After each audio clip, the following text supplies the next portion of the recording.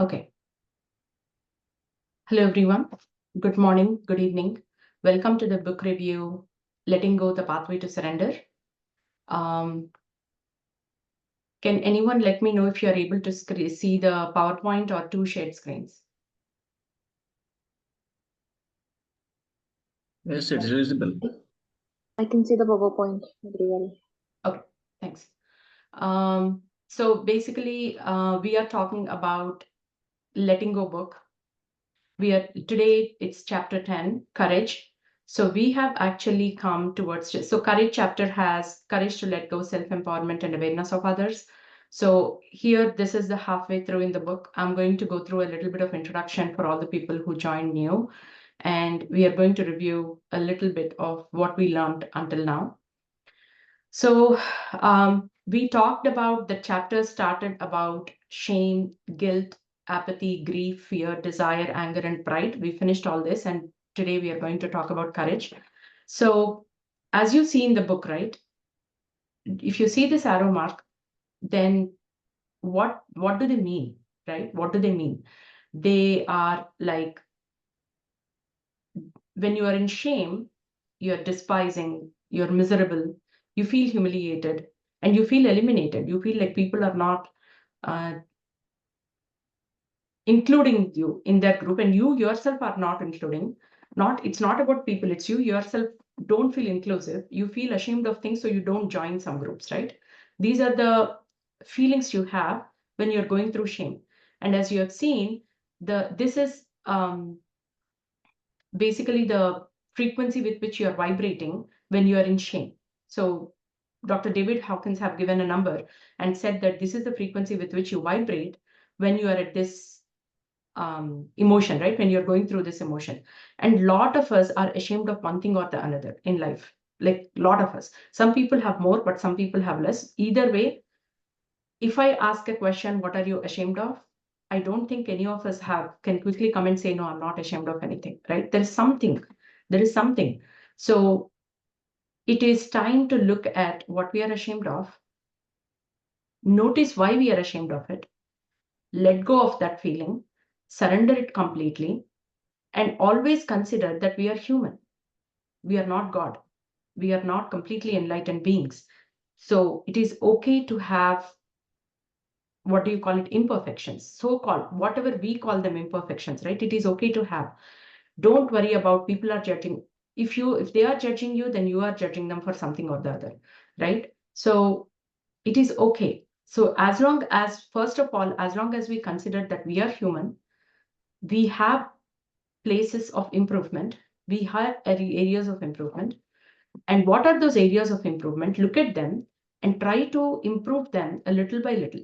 You need not let go of them completely, in the sense that you need not say that, first I want to take shame and completely master in not being ashamed of anything. It doesn't, when you approach things like that, it gets very, very overwhelming and you will go further down, right? So just take one small aspect, and it's always good to start with very, very small aspects, right? Don't take bigger ones. If you're ashamed of gray hair, then let me see how to let go of it. Either way, like, there is no right or wrong to anything. There is no standard. There is no like, oh, people say that if you don't color your hair, these days everybody's coloring your hair. Why don't you do that? You will not look your age. You look very old. But let's say you are not comfortable doing it, but at the same time, you're ashamed of going into public with gray hair. And when you go to reunion, and this is the best thing, when you go to your school reunions or college reunions or any place, and they take a group picture of you and you're all of the same age and everybody has colored their hair and you look very old, all of them, they look very young, then you feel ashamed of it. Like, why am I not coloring my hair? Why am I so adamant? And you want to color your hair, but then you are like, I don't want to deal with this. I want to stay authentic. Do you see how the conflict we have like that in every area? Like a lot of areas we have so much of inconsistency with our inner voice and our conscious mind. The logical mind keeps saying some things, but our inner voice says something else, and we always are in a conflict. So when you take one aspect of it and you make peace with it, either go that way or this way, don't stand in the middle, right? When we do that, it is huge relief of, it's a burden-free thing. You feel, as and when you let go of each of these, you'll feel so much lighter. It's like what's happening is all these things are like huge weights holding on to you, and you're drowning in the water. You're drowning and you're not able to float, even though let's say you're an excellent swimmer, you cannot float because all these weights are drowning and you'll die eventually. It's like death is like not like die. It's like living a life not of any, like, spark in it, always consistently worried about it. There is no hell anywhere else. Hell is here. This is all hell. This is all hell. You are living in constant shame, constant guilt, constant fear. That is hell. Because you're not enjoying anything. You're always sulking. You're always brooding.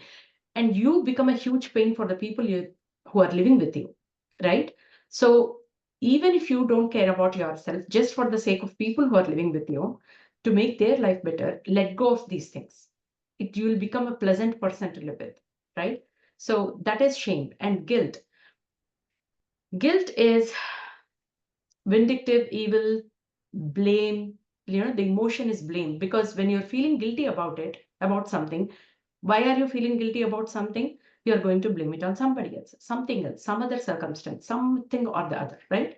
And the process is destruction. Either you are destructing yourself or others or whatever, right? So with guilt, the problem is, like, I am guilty of something. That means I feel bad for doing something, right? Now, obviously, we don't want to take responsibility. We want to blame it on others. You know why I did this? Because something else, someone else, whatever. I'm guilty of overeating. I'm not losing weight. I'm guilty of overeating. I know I eat a lot. You know what the problem is? Because my family, I have so much stress at work. I have so much, like, so many things going on with my family. Somebody's sick, somebody's this, somebody's that. I'm a working mom managing all these things. I cannot handle all that stress. I need to eat comfort food to manage my stress. So what am I doing here? I'm blaming my family. I'm blaming my work. I'm blaming everything else. I'm not taking responsibility. And anytime you feel guilty of anything, you always blame it on another person. Oh, I have to work because my husband does not earn enough money, or my kids, my family has a lot of expenses, so I have to work. Do whatever you want. Anytime you're feeling guilty about something, you're blaming it on other people or circumstances.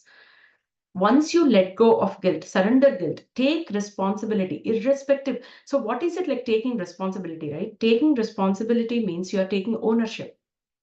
No matter what the circumstances, you are taking ownership.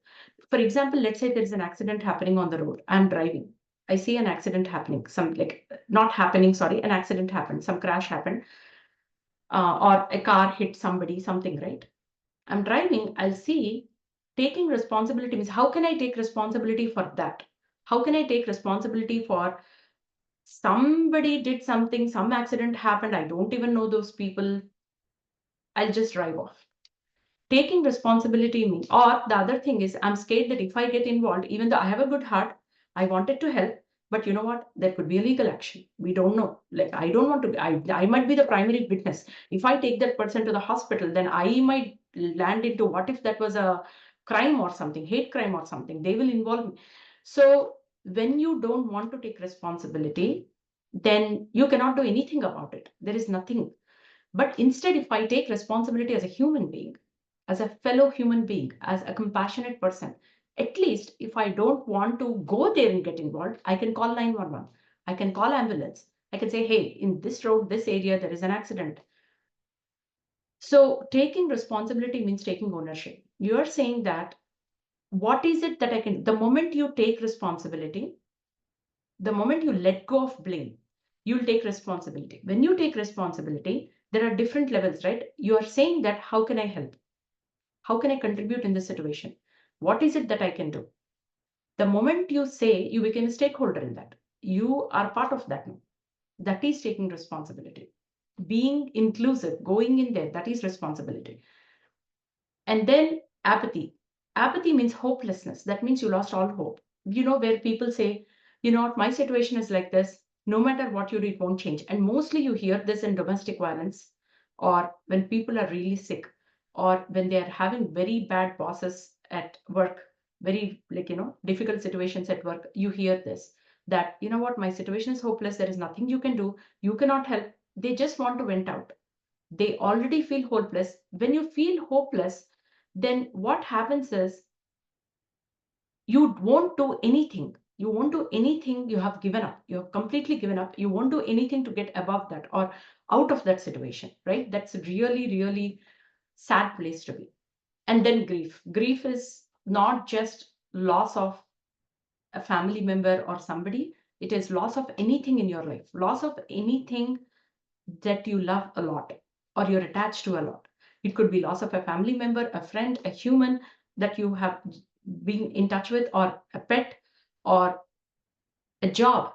If you worked for a long time at some place, you are let go, or you are resigning it, or you are leaving it. That is grief, because you're so attached to everything surrounding it. I go into this job every day. I park my car here. I get dressed to go to the job. I take my lunch. I pack lunch. I prepare lunch. I plan the day ahead of time. I work this. This is the product I'm working on. You're attached to so many million aspects of it. To let grief is to letting go of all that. Letting go of all that at once is very, very hard. It's, you just cannot do that. Like, if I'm hurt, and you cannot just rip off the band-aid or something. You have to let it heal first, and then slowly, slowly, slowly release things, right? So grief, usually they say you let go of very, very tiny things associated with that. Can you let go of, surrender one aspect of it? Can you let go of one aspect of it? Can you let go of this, let go of that? So you slowly, for grief, it's a very, very difficult thing, because you should never do all of a sudden, boom, like, you cannot do that. It has to, otherwise what happens is it stays, bits and pieces of it stays with you, and it'll manifest as pain and suffering and everything throughout your life. So grief is something which is very, very difficult, where you have to slowly and gently let go of pieces of it, and it takes some time, right? So in grief we feel regret. I could have done something. I should have, like, it's like, why did I do this? Why did I resign this job? I should have done something else so that I would have kept this job. I should have taken my dad to the hospital ahead of time. Otherwise he would, like, otherwise he would have not died. I could have taken my mom. I could have known this better. There is a lot of regret. There is a lot of regret associated with grief. Like, we feel that we could have done things separately, done things differently to avoid that. But we all know that things happen at a certain time, at a certain place, to certain people, based on the universal law. It has to happen no matter what you do, no matter how precautions you take, no matter how you are the best cardiologist. You could have a family member die of heart attack in your hands, on your surgery table, when the time comes. It is like that. So you cannot avoid it. It is nothing that you, because it's not that every event that is happening is heavily orchestrated by universal law. A lot of people are involved in it, not just one person. Just imagine, when one person dies, how many people's life is impacted. Recently my mother-in-law passed away. My brother-in-law and my sister-in-law, they used to call her so many times every day. We used to call, but not so often. They used to call every day, very regularly. So they used to miss all, they will miss all that. My father-in-law is 85 years old. He lived in the same house for a very, very long time. They never, both of them never traveled much. They were very happy in their own house and everything. Now he's 85 years old. We cannot leave him there. We got him here. And he feels so out of place. It's like, he's in a surroundings which are completely new. He's in a country where weather is completely different. He doesn't have anybody in that house. He'll just go out and get some milk. He'll see one of his friends, neighbors, and say hello. They all lived in their houses for 50 plus years. So all that familiarity is lost. He's completely lost here in this house. He doesn't have any challenges. He lives in the house they lived in is 50 years old, and it always has some of the other issues, some water issues, some plumbing issues, something, some of the other. So always there is some contractor coming and working and helping out, cleaning up, fixing things. Maids are coming and talking, some guy is coming and talking, somebody is coming and saying hello, tenants are coming and saying hello, all familiar faces. That is their daily routine. All that is gone. Yes, he sees people here, but they are not his own people. He does not know them. And the way in which the country is, we live in suburbs and you don't have so much of traffics and people and you don't see that. And if we want to take him out for entertainment, he's old and he cannot travel so much. He's like, I cannot come out and, all those things. So what is he grieving right now? He's not grieving the loss of his wife with whom he lived for 50 plus years. He's grieving the loss of his how living in his house. He's grieving the loss of the familiarity of the place. He's grieving the loss of having the same routine, eating the same kind of food. Everything, even the food tastes different here, right? The milk, he used to drink buffalo milk there. It is cow milk here. Everything is different, very, very minute differences, but everything is different. The rice tastes different, vegetables taste different, fruit tastes different. If you really list out the number of things he's missing, there are a zillion things. So everything he will boil it down to, I should have done something differently so that she wouldn't have died and all these things won't happen. But the thing is, the universal law is he had to come to this place. He had to experience this. He had to go through this. He had to meet these people. He had to have these new experiences. There is so much, all the people, the maid lost the job because my father-in-law moved here. So whatever, every person involved in the economy, like, in the um, ecosystem of my father-in-law, mother-in-law has been disturbed. Every single person. The economy impact people had, whoever integrated with my father-in-law's family, everything got changed. Now my father-in-law has to let go of each thing very, very differently. Like, can I let go of this? Can I let go of this? But it's so hard. And the more you're attached to, the number of years you have, that's why, right? Grief counseling is the hardest of all, because you don't know how to tell them. The first thing my father-in-law says is, you're giving me all theory, you're preaching everything, you don't know what happened. You are not living it is very, very difficult to be empathetic with a person of grief, because even though somebody lost their wife or something, right, it's still not the same. At what age did you lose? What did you have the same circumstances? You can never have that. If you lose a job, yes, I also lost a job. You know what? It will get better, everything. Yes, I can say all the things I want to you. But if I lost a job while my husband is still having a job, my kids are all grown up, I don't have any financial, like immediate financial needs that I'm going to get highly impacted the moment I lost my job, versus you lost your job. And for me, let's say it took 3-4 months for me to get a job back. I cannot say I know exactly how you're feeling because I lost a job too. I got it in 4 months. It's okay. It is not true. What if you're a single mom who lost a job? What if you have so many responsibilities? You are taking care of your old parents, you are taking care of your younger kids, you don't have any savings left, you have to pay all the bills, and you have health issues, all these things. Can I say I exactly understand your feeling? You can never say that. You can never say that, because there are so many small intricacies that are different, right? So it is very, very difficult to handle grief. Out of all these, grief is the most, I think, we all know it passes away. We all have family members who passed away. Like, if not us, my mom lost her husband, my grandmother lost grandfather. All these things in our life, we have seen people lose things, go through things, and then come out. We know all that, but still it is very hard. And then comes fear. Swami Vivekananda said fear is death. There's a huge chapter he talks about how fear is death. It is very, very frightening. You are dying every day, every moment when you're in fear, and you're always anxious of what is going to happen, right? Let's say you're scared of heights. Let's say you're scared of water. Let's say you're scared of dark. Every time night falls, you're like, okay, I want all the lights on. I don't want this. And anybody switches off the light, or you have to step into some place where it is darker. You're terrified, right? Every time so what do you try to do? You withdraw yourself from the things that are causing fear. Oh, I cannot go into dark. I cannot go to high places. I'm scared of heights. I cannot even go to the edge of anything. I can go hiking. I like hiking, but the whole point of hiking is to see the view from the top. That is the beauty of it. That is the culmination of things, to see the entire aerial view of things, right? My husband is scared of heights. He loves hiking. He's an outdoor guy. We used to hike so much. We go everywhere. We go until there. He screams at my kids, at me. He used to. He changed a lot now. I'm going to use him as an example later on. Um, he won't let us go to the edge and watch.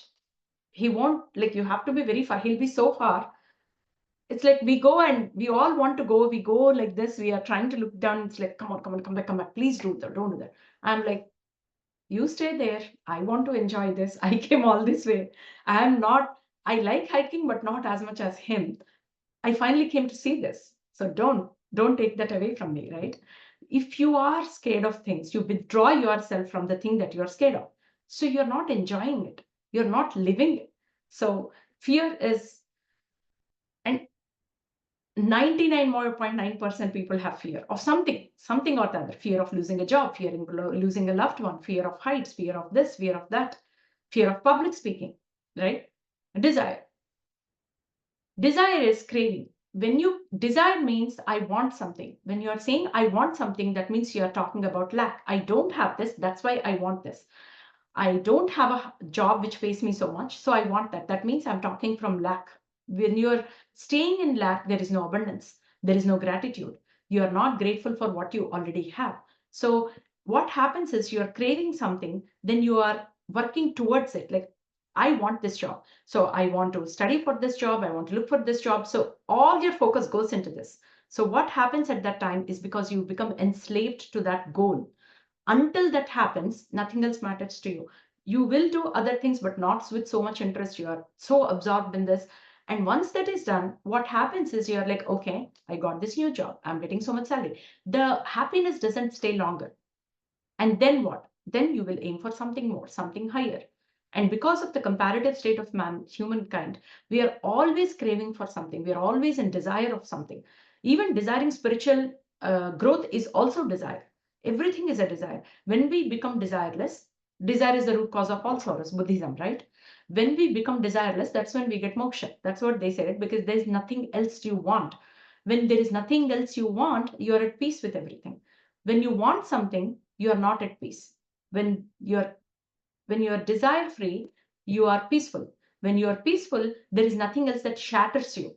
So it's a state of bliss, right? So that is what desire is. It's very disappointing because you're always disappointed at, I am not getting this, because again we go into blaming others things. You know what, that person, my friend's dad was here, so she got a job. I did not get it. I want that now. I am a very determined person. I'm going to work towards getting it. You're disappointed that your friend got it, or you're disappointed that your dad is not in such a level, whatever, right? And you're disappointed when you don't get stuff. Anger. Anger is very vengeful. It has a lot of energy to it, because you're when somebody is filled with anger, they can break things, they can be very destructive, right? And very aggressive. And in anger, what happens is, why are you in so much anger? Because you're hating something, you're hating somebody, you're really pissed off with them. That's when all that anger comes, right? And what happens in anger is, yes, it is action oriented, something comes out good out of it. There is a you can If you channelize them positively, good things can come out of it. If you channelize them negatively, destruction happens. Lot of creativity happens when you feel that, you know what, I'm really mad that you went above and beyond and did that. I'm going to show you what I can do. Some people with that anger created a lot of good things. So it could be good things can happen, but there is no peace when you're doing things out of anger. Even if you became very creative and invented a lot of stuff, there is not much peace, because you are all that energy went into good thing, but throughout that you are living in such a negative state. You are mad at people. While creating, there is no joy. So what is the point of it, right? Pride, this is a recent one we talked about. um, Pride is very demanding. I am proud of being an Indian. I am proud of being a mom of two kids, two boys who are very, very successful. I am proud of working at this place. I'm proud of my husband who works at this place. I'm proud of owning this car, owning this house, owning in this area. I'm proud of my parents who are so successful, whatever. Pride is always boasting. Pride is always you want to state what you're proud of because you are, and then you want to defend it. And somebody says, oh, you are, there is a saying that when whatever you are, wherever you are, there's somebody above you. There's somebody better than you. What if that person comes and then they say this and automatically you are like completely, oh my God, all my life I was so proud of this. And then what happened? There is somebody better than me. Then what, right? So even being proud of something you achieved, you need to understand that there is not, a lot of people say there is a, he's a self-made man, she's a self-made woman. There is nothing like that. What is self-made? You individually are nothing. You can achieve something only with the support system around you, the community around you. If I'm eating something today, if I'm eating a meal today, I cannot say this is my hard-earned money. I worked hard, I worked like crazy, I got $10 and then I bought food with that and I'm eating. Can you eat? If I throw you in a desert with $1,000 with you, can you eat? You worked very hard. I gave you that $1,000. You're in a desert. Can you eat food? Where will you get the food from? You have to be extremely grateful for somebody, some farmer grew the food, right? Some transportation company transported to the grocery stores. You went in grocery store, they maintain the grocery store, all the freezers, all the power, electricity, the employees. There are, if you start writing down how many people are involved in for you to eat a piece of meal today, 1 grain of rice. If you start writing how many people could have been involved for me to eat this grain of rice, for making it possible for me to eat this grain of rice today here peacefully, how many people could have been involved? If you start writing, all those people are the ones who have helped you eat. If they did not do their job, you could not, money does not matter. You could not have eaten that. You could not have been, that was not available for you, right? So once we start being grateful for things, humility comes in. Once you are humble, pride disappears. And pride has to disappear because whatever you're prideful of, you try very hard to defend it, to protect it, right? That is all not going with the flow. It is you're using up all your energy to do all that. You cannot create anything because all your energies are holding back to support all these negative emotions. These emotions, a lot of people say, okay, no emotion is negative. Yes, negative in the sense, yes, we all have to experience these emotions, but don't stay in that place. The reason why we are reading this book is letting go book helps us learn techniques to let go of each emotion easily. It does not mean that nobody is going to die in my family. Just because I read grief and I practiced, like I understood everything, does not mean nobody is going to die. It does not mean that it's going to be very easy on me. But what it means is I can learn to let go of it faster. I can learn to not hold on to emotions faster. If I practice enough, in a lot of us have so many opportunities to practice all these things. There are so many reasons you can get angry. While in that position to be very angry with something, if you hold on, if you catch yourself, I'm going through, why am I getting so angry? And you quickly let go of it. Then so much, it's like, let's say I'm in a place where I can get angry zillion times a day, at least 100 times a day, 10 times a day. Let's say 20 units of energy is lost in that anger. 10 times a day, 200 units of energy is lost in that day. Just imagine if I learn to control my anger, if I learn to catch it, while it is going on or while it is happening, when I'm feeling anger, and then bring myself back every day from 20 units. Let's say I caught it and I lost only 18 units of energy, 15 units of energy, 10 units of energy. And with practice, I came to a place that the moment I feel anger, I'll say, why am I thinking anger? I can really distract myself right away like this. And I just lose 5 units of energy or 2 units of energy with reflection. Imagine where I can use that 200 units of energy, where else I can use it. All these things, if you learn how to let go of them faster, you can utilize all that becomes bonus. I'm just telling you, your expenses, daily, monthly expenses are $1,000. I'm telling you, I'm going to take away this from you. I'm going to take away this from you. I'm going to give you a furnished house with a maid, everything paid so that you don't have to pay all those things. You're like, oh my God, I save $1,000 every month. What I can do with the $1,000? You can invest in something else, something more productive. That's what happens when you let go of all these feelings. You come to a place of courage. Courage is affirmation. Courage is saying that I can do this. It is empowerment, right? You think that things are feasible. They're possible. You can do it, right?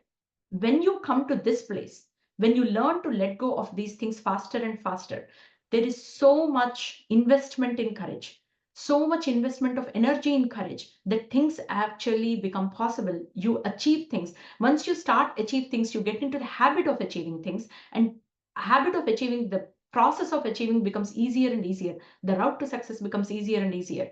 Then what happens is you will feel more accomplished, more confident, more self-esteem, respect for yourself, respect for others. The people you hang out with will change. You will not, what you will become is you will become a role model for all the people who are in this, saying that, and you'll start helping them out. Hey, you know what? I used to feel like this, but I can help you come out of it. You will become a beacon for success. Like you will, anybody within your vicinity, whoever are in this, you will try to pull them up, right? And that feels again as a great accomplishment. You'll have blessings of all those people, the goodwill of all those people. All those people will start helping you in different ways. What if you helped an interior designer when she was going through grief or something? Then when you bought a new house, you're saying, I put all my money into it. Now I don't have money to buy an interior, spend money and hire an interior designer. She'll say, you know what? Hey, let me do it for free. You helped me so much when I was in problem. Let me help you for free. All you will say, oh my God, you're so lucky you have an interior designer friend who helped you with this. I paid like so much money to get this house, and yours is way better. Good things will start happening to you. You will see that from everywhere, everything seems positive. Everything is working out. When people say she's at a place where somehow things are falling in place, everything is perfect. That is what is courage. When you come and stay in this, the longer you linger in this stage, all good things will happen to you. You will feel so nice. Your day will be more positive. You will sleep peacefully. That is what it is. So this is a not so brief introduction about, and I love this picture where the more you have learned to let go of these things, you are elevating yourself to become enlightened of higher emotions, which is truly awesome to live in these, to experience peace, joy, love, reason, acceptance, willingness, neutrality. To experience this itself is a privilege. It's a privilege, and we are slowly walking up the scale, climbing up the stairs to reach these things. So that is what we learned until today. So today we are going to talk about courage. Hallmark of courage, as we spoke, is it is a knowledge and feeling that I can. Anything comes, you won't get scared. I think I can do this.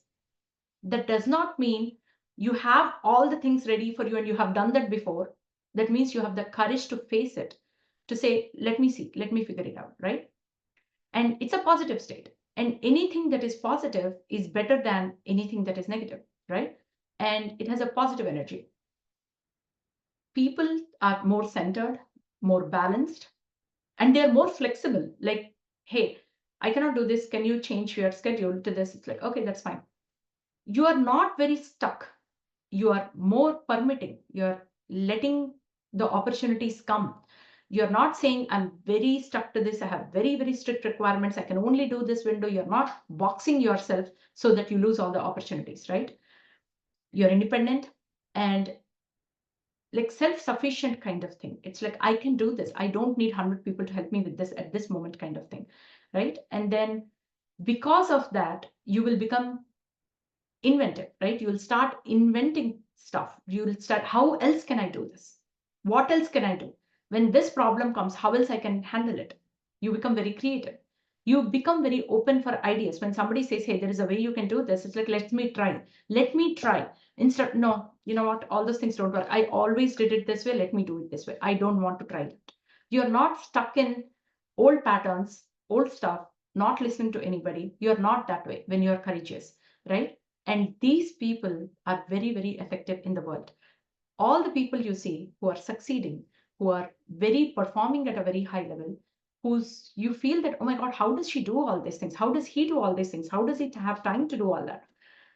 Because they have become very effective, because they started taking chances. they started taking risks, they started being courageous, it becomes easier and easier. And the more risks come, they are not scared of them anymore.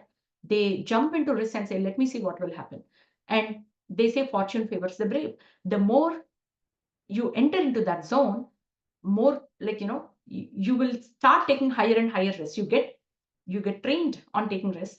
It's like muscle memory, right? The more you practice, the musical piece will become much better and better and finer when you're a musician. Same thing, the more you start taking risks, the more courageous you become, and the more effective you become in the world. Whatever you do, it becomes like very effective. So how do you feel when you're courageous? You feel assured, you're skillful, you feel adequate. It's like, I'm enough. When you feel that I'm not enough, then you feel scared, you feel discouraged, right? You think that I cannot do this, and you feel you're capable of doing things. It does not mean, there is an example, right? There can be a person, let's say, for example, job interview and everything. Let's say you yourself know two people. One person is extremely talented, skilled, and everything, but they feel inadequate. They're not courageous enough. They're always scared. They always feel they're not good enough. No matter how smart they are, they feel they're not good enough. That person versus there is a person who is less talented than person A. They know less technology or whatever, but they are very courageous. They are like, let me go and give interview and see what happens. This person is like, no, I cannot give that interview. I have to prepare for like at least 1 month, 2 months, then I can go and give an interview. Who do you think has more opportunities? The person who is courageous, they just go, they'll take the interviews, they'll say, I'll learn on the job. I'll figure out what is there. I will see how to get the job. Once I go there, I'll figure out and I'll learn. You see a lot of people who are courageous like that. And the thing is, we always say that this person does not deserve a promotion. The other person deserves a promotion because they are more talented. But this person has the courage to step up and say, I want to take this, right? So this happens so much, not in just jobs, at every other place. We see that there are much more talented people because they are not courageous. They didn't grow up in life, right? And that doesn't, a courageous person grew up in life, we don't like that person because we know that this person is more talented than the other person. That is not fair. This person is talented but lacks courage. So, and hence could not take up all the opportunities that came to that person. The other person did. So you have to actually give kudos that with less talent, that person could shine in the world, right? So we become more loving and we become more giving when we are courageous. Because when do you do charity? When do you donate money or anything? When you have more, you donate, right? When you are more courageous, you are more giving because you have more of it. You want to help people who are to come out of their own struggles and feel more courageous, right? And you are capable of humor. You become lighthearted. You are not bogged down with responsibilities. It does not mean you don't have responsibility. It's just that you are courageous, that no matter what obstacles come, I can face it.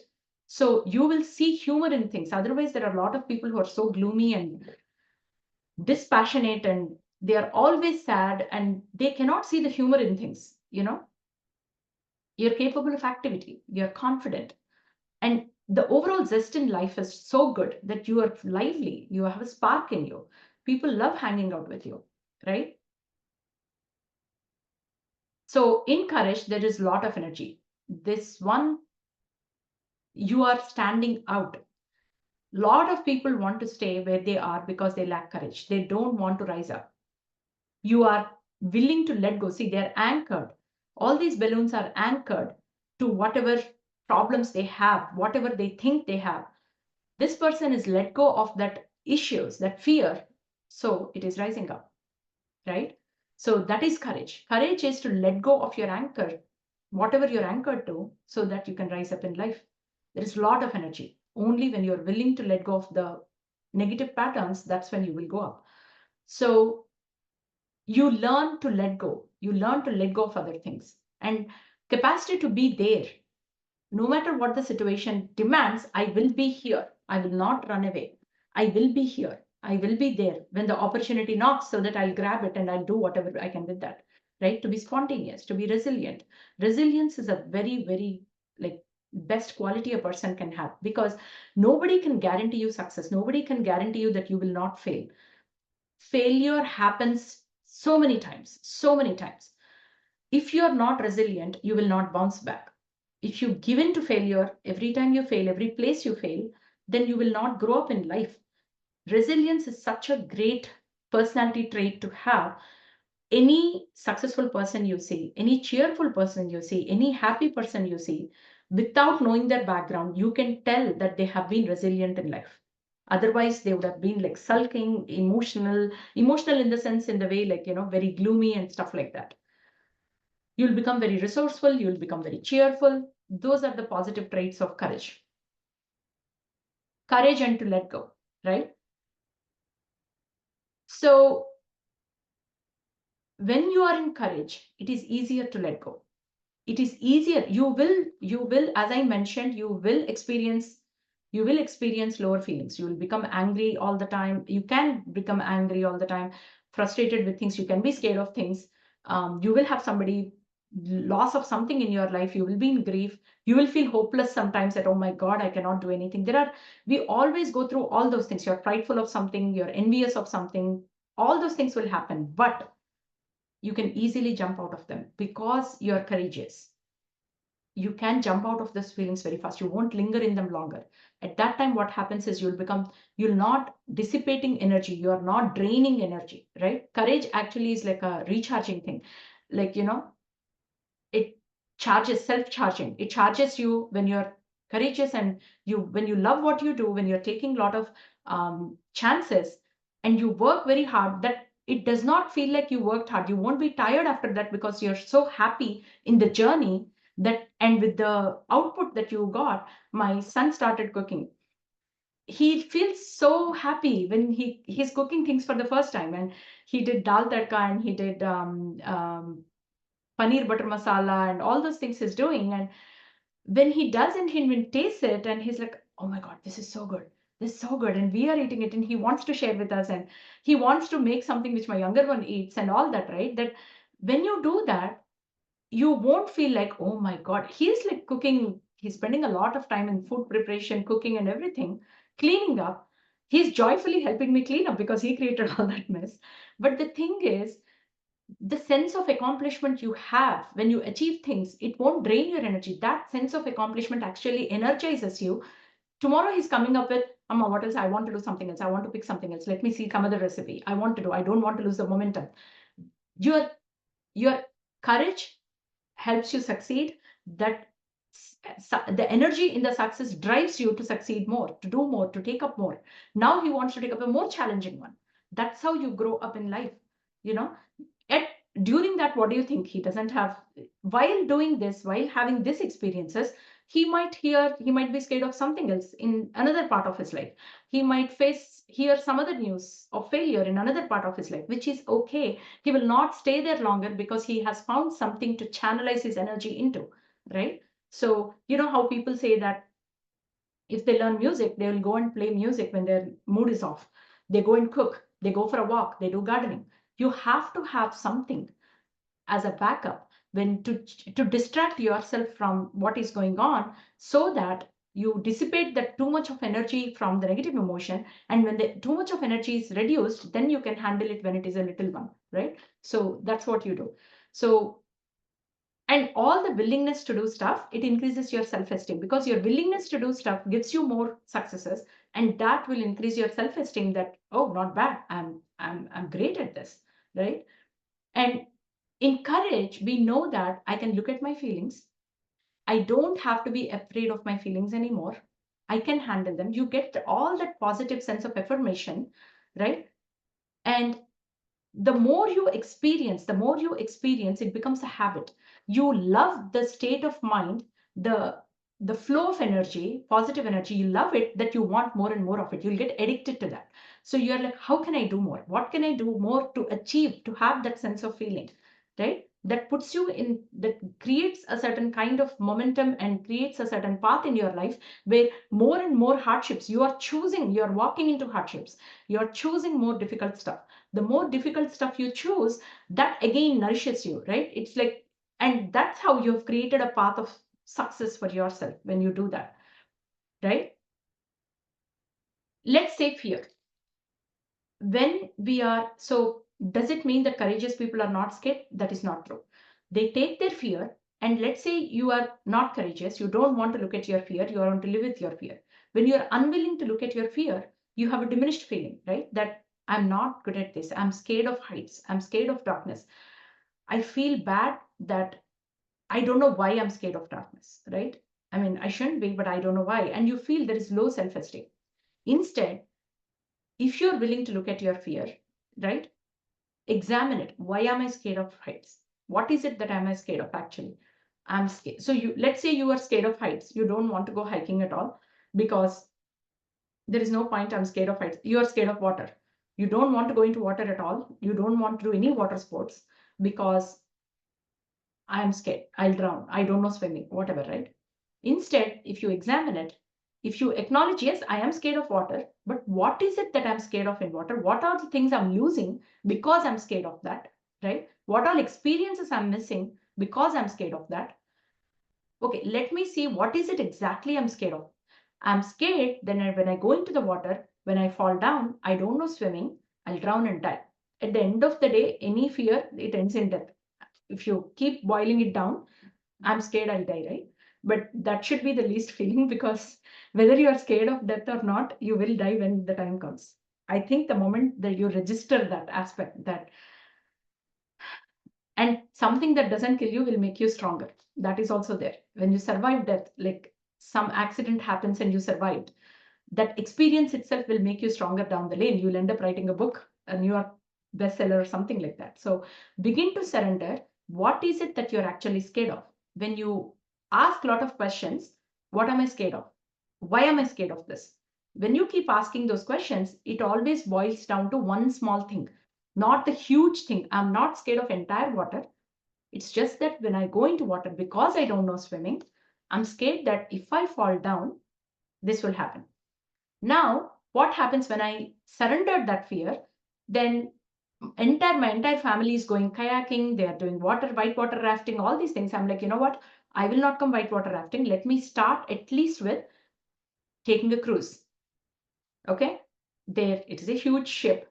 I'm sitting in there, nothing. I don't even feel the water. I need not even go and look at the windows. I need not look at the water. I can sit inside. At least I can have a family good thing. Slowly, I will venture to the window. I'll start looking at the water. Okay, now that's how you start slowly letting go, surrender your fear to let go of little things. Then you are like, okay, now I'm comfortable with that. Now let me go in a motorboat, or let me go in a this thing sailboat, or in a what do you call it, kayaking, something like that, where pedaling. You go there, you are in the water, they'll give you a life jacket, and there is somebody else. There are, like, what do you call it, lifeguards. If anything happens, they'll jump and protect you. And you go with somebody who knows swimming and who is older and heavier than you so that they can pull you up. All that. Now it's like, okay, now I'll come. Right? Slowly after that, it's like your entire family wants to go whitewater rafting. If you did whitewater rafting, depending on the rapids, it can be insane. You can fall down. You can fall down. My both kids fell down in the water. They actually jump down when the rapids are not there. They jump down in the water and they swim, and then they come back and everything. My older son, he went swimming, and then the rapids came. The plan was, we did that in, I think, Colorado River or something. The plan was, if you want to swim, your guide, they will actually tell you where you can jump down and swim. And later they'll tell you, like, stay around, but come back. I will pull you back. And, when the rapids come, we can pull you back. So he went far. He couldn't come back in time. The rapids came. So he said, okay, go here, stay there. I'll come there and pick you up. I got so scared that I lost my son in that waters, It was so scary. So, but after that, once you have that experience once, you'll come to an understanding that those people, they are doing it for a business. They are liable for people's lives. They have done this so many times. They know they will jump and get your kid. They know what they are doing. They have done this so many times. Once you have trust and faith in them, you will let go of that fear. Whitewater rafting is such a beautiful experience. Oh my God, it's adrenaline rush. It's adventurous. It's so nice. And the more higher rapids you go into, it is amazing. I don't know swimming. I do all this crazy stuff. It is so nice. It does not mean I get really scared when my head is down in the water. It doesn't matter. I might have a life jacket. I get so scared. I did, what is that? Not snorkeling. Snorkeling is going way down. What is the other one? I did the other one. where my family enjoyed it so much. They saw, Amma, this eel, stingray, this fish, that fish, turtles. I was like, it was the most beautiful place. It's this, what is that? I forgot the name of the crater. There is one crater in Hawaii. We went there. That is the first time I ever did that. I was scared to put my head down because I felt like, I'm not able to breathe and everything. You have the apparatus, you can breathe. It's just you have to let go of the fear. I did it a couple of times. I did not enjoy it so much, but I did that. And the more fun aspect for me, more than watching those sea creatures, is looking at my kids and husband, how happy they were. When they come and say it was so much fun, it's not the same. You participating in the joy of your family, that is very different. So it was amazing. So I love whitewater rafting. I like motorboat and all the water scooters. I do all that. I really love all of them. Again, I don't know swimming and I am scared whenever I go to them. I have this heart pounding when I go there, but once I go there, again, fear might or might not disappear, but I'm really proud of myself that I took that step. I went there and I enjoyed it. I am really proud of that. So when you look at fear and when you start surrendering little aspects of it, your fear eventually might go away. And now I might take swimming lessons or something that in future, or I might not take. I'll just be like that. But I'm proud of myself. Courage and fear. It takes a lot of courage to face fear. It takes a lot of courage. And when we, when we face fear, what happens is it increases our self-respect and it brings us the respect of others. My family is like, Mom, you did a good job. Like you are scared of water, but you still did it. Good job. Their respect to me, that okay, and we are become a role model to others because, oh, she's scared, but still she's doing it. Let me also do it. They will participate. Whoever others are scared in your family, they will participate. Can I do this? Right? And courage is a characteristic of nobility, because what happens is you become some kind of royal thing, that when you see courageous people, you treat them with respect, lot of respect. You look up to them, right? So it always feels good to be royalty, right? And negative fear and negative programming will not stop them. No matter what, I'm ashamed of this. I'm ashamed that I make really, you should see how I got scared when I first went into that what is it? How am I that I'm not getting it's not snorkeling. Snorkeling is deep diving. It is shallow water thing, right? Um, I was like, oh my God, I'm drowning, I'm drowning. There's a high schooler who was the lifeguard. She came and said, ma'am, there is a life jacket, you will not drown. I'm holding you, and this is shallow waters. Just stand. When you're scared, just stand. You will be fine. You will, when you stand, the water will come a little above you, but you'll be fine. You're fine. I will pull you up. Or just raise your hand, I'll pull you up. So when you feel like, I'm ashamed of my behavior there, but I still survived. Given the fear of water I have, I still survived, right? And there is no guarantee that things will get better. Every time I go to any water sport, I'm sure I'll get scared like that, but it's okay. It is okay. Because I do it multiple times, eventually it might become a little slower and lower and lower, but still it's okay, right? You don't feel ashamed because you increase self-respect of yourself by actually addressing that activity, participating in that activity, right? So I'm taking the example of fear of heights. This is Grand Canyon.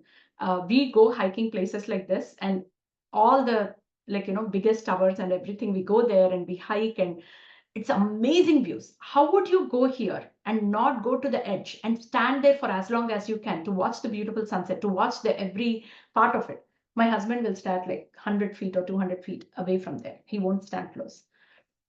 So that changed over a period of time. So the book exactly talked about a person who had fear of heights and who went to Grand Canyon and how he came over it. So I'm taking the example of my husband. Um, he worked on it and got better. Still a lot of plenty of fear left. Went hiking large peaks. He kept surrendering the fear, right? And went to the edge with discomfort, but still holding on to you should see my husband. If he goes closer, right, he'll have one hand. I don't know what he's holding on to. He has one hand like this and he'll do this. We joke about him so much. We make so much fun of him, but he's the bravest soul I know. He's so courageous. He went hiking Half Dome. I don't know how many people know Half Dome. It's in Yosemite. It is so scary. The hike itself is scary. It becomes vertical after a certain point of time. And when you go, there is a peak where there is a place landing where you can stand like it's just this piece of rock elevated like so high. Even if a stronger breeze comes, you can fall. Like if the wind is so much there at that height, he trained for it. He hiked for 6 months or 1 year. He went into a hiking group. That was his bucket list. To hike Half Dome is his bucket list.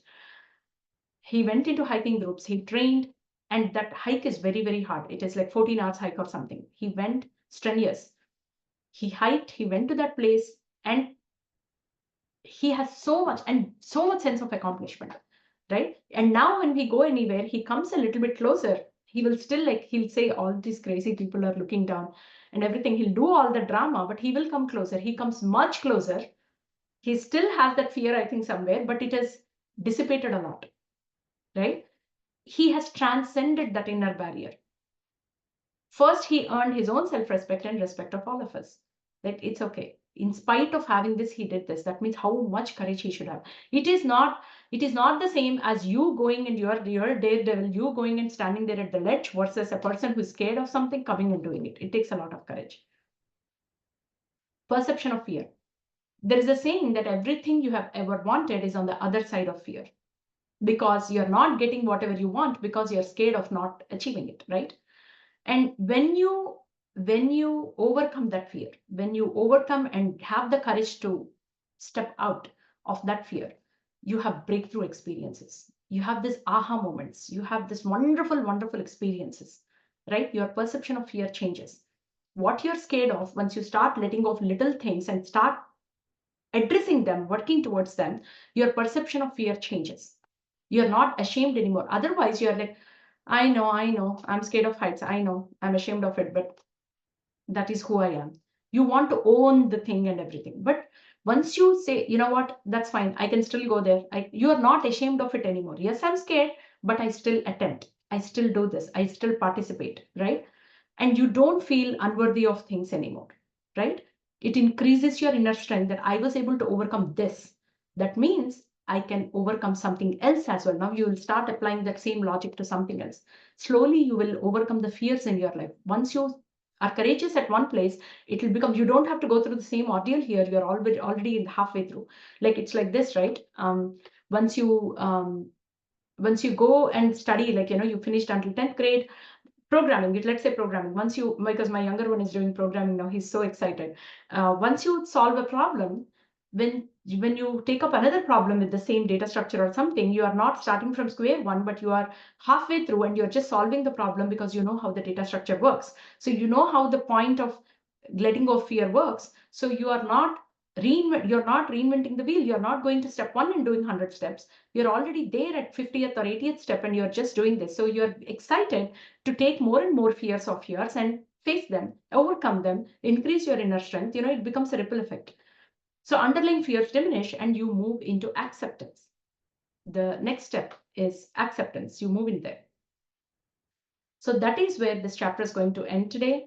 The next topic in courage is self-empowerment, and we are going to look at it not next week. I'm not here next week, so the following week.